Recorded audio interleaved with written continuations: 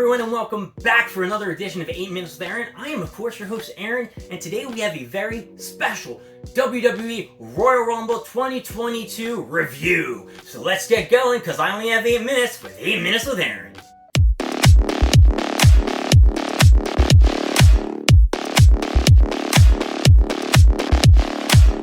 So we're just going to get into this, and we're not going to stop for any pauses. The first match of the 2022 Royal Rumble was Seth Rollins vs. Roman Reigns, a very highly anticipated match, and let me tell you, it did not fail until the ending.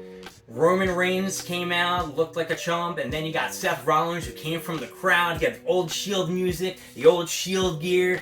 Roman Reigns looking like, I can't believe he did this, what is he doing, blah, blah, blah, blah, blah, blah, blah. Rollins came in, the bell rang, he freaking ran at Reigns, threw him out of the ring, did a couple kicks, powerbomb through a table, threw him back in the ring, gave him a buckle bomb, then he gave him the curb stomp. Everybody thought it was over, got the 2 count, it was like, ugh, come on Rollins, put a stop to Reigns. It was a very exciting match. Then you had Reigns, who took over for the next half of the match, and then my boy Rollins got right back into it. Another close call with a couple awesome moves, and then you get to the end of the match. The end of the match was awful. Okay, you could have had a winner, you could have declared a winner and a loser, and you did, but not this way. You had Roman Reigns choke out Seth Rollins and didn't break the 5 count. How pathetic. Then they went to the Women's Royal Rumble, and I'll do a shortcut to that. Nothing that great, nothing too surprising. I was a little upset that Bayley wasn't there. I love that girl Bayley. Ooh, that butt on Bayley. But yeah, she wasn't there. So it was a little disappointing. Sasha Banks came in number 1, dressed like Sailor Moon. Thumbs up on that. I always love the little anime shoutouts. We had some surprise entries that we were kind of already aware of. You had Lita. We had Molly Holly, we had Michelle McCool, we had the Bellas. All of them were neat. It's fine, but then you had the one surprise entry that nobody really wanted, Ronda Rousey. Now, I don't hate Ronda Rousey. I have nothing against her, but in wrestling, there's no need for you to have to win the Royal Rumble for you to be in a main event at WrestleMania. You already have the story that you got pinned by Becky Lynch, so why can't it just be Becky versus Ronda Rousey at WrestleMania?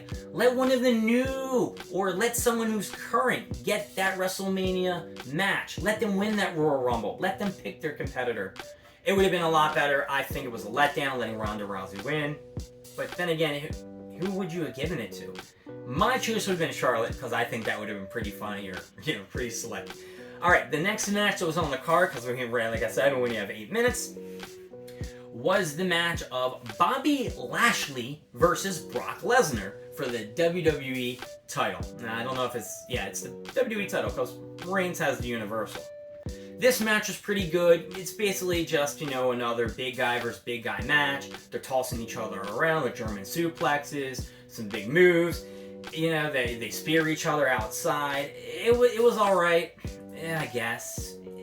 It's what I expected. And I knew some kind of crap was going to happen. Because one, you had Roman Reigns, who had the COVID thing back a couple months ago, which screwed up that one match, and at day 1. And then you have Bobby Lashley, who really can't lose, and I know they're not going to merge the titles into one, because that would be a smart idea for WWE. So they had Roman Reigns come out at the end, hit Brock Lesnar with a title belt, and Bobby Lashley pinned him. It was stupid. It was a bad ending. The Reigns vs. Rollins match had a bad ending. The Women's Royal Rumble had a really bad ending. And then this match had a bad ending. Heyman turned on Brock Lesnar. We all knew it was coming. It was so predictable. Everything about the Royal Rumble was just too predictable. And it's not me being a smart fan, or me being a mark, or me being like an asshole. It's just, when wrestling's predictable, it's not fun. We want to be surprised. And I know there's people who are saying, oh, well, there's spoilers and dirt sheets and Great! Well, if you know they're out there, screw everybody else over and make new outcomes. If no one's going to know what you're going to do that same day, switch the winner. Do something crazy. But like I said, we are short on time, so the next match that we had was Miz and Maurice versus Edge and Beth Phoenix. It was an okay match. It was kind of like that, that break where you go to the bathroom and you get ready for the Royal Rumble, because the men's Royal Rumble, because it's going to be a long one, and you don't want to get up because there could be surprises, there could be crazy entries, and there weren't any. You had Shane McMahon as an entry, you had Bad Bunny as an entry, you had Johnny Knoxville as an entry. You didn't need 3 of those guys in there. They took out spots that other wrestlers and superstars could have had. It was garbage. You could have my boy Danhausen, who just appeared on an AEW comp. I would have marked out for Danhausen. Danhausen is the man. Yes, Danhausen should have won. Now, I was a little nervous at first because going into this, I did have certain expectations. I thought that if Bobby Lashley was going to win the title, that they were going to give the Royal Rumble win to Omos because he was so big, and I know that they were trying to build him up as this next big thing. And Bobby Lashley is a big guy, and he's strong, and they can still go that route. But Omos is just that big guy who could probably take down Lashley. Of course, now that he's beating Brock Lesnar, because I don't know who the hell is going to face Bobby Lashley now for the title. So we're going through the Rumble, and you got all the other 29 competitors, and I'm sitting there, and I'm like, yeah, I know who number 30 is going to be. It's going to be Brock Lesnar.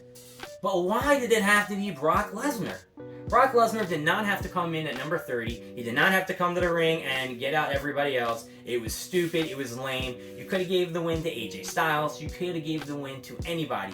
I'm really surprised that Edge wasn't back in the match. Why wasn't Miz put in the match? Yeah, they did fight on the card, but they weren't fighting for any kind of title. So they kind of got screwed over, right? Where were their spots? Shane could have traded for Miz. Bad Bunny could have traded for Edge.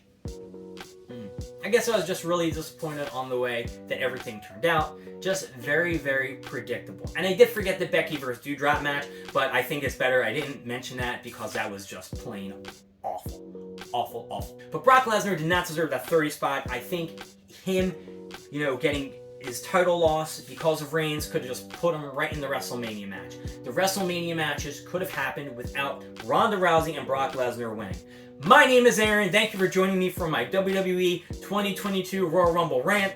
It is late here. I have work tomorrow. Don't forget to like, subscribe, leave in the comments if you watched it, what you think. If you think I'm wrong, hey, I would love to debate and know what your opinion on the subject is, because I'm just one person, I'm just one opinion, but to me, if it's only coming from me, I'm 100% right. See you later. Bye-bye.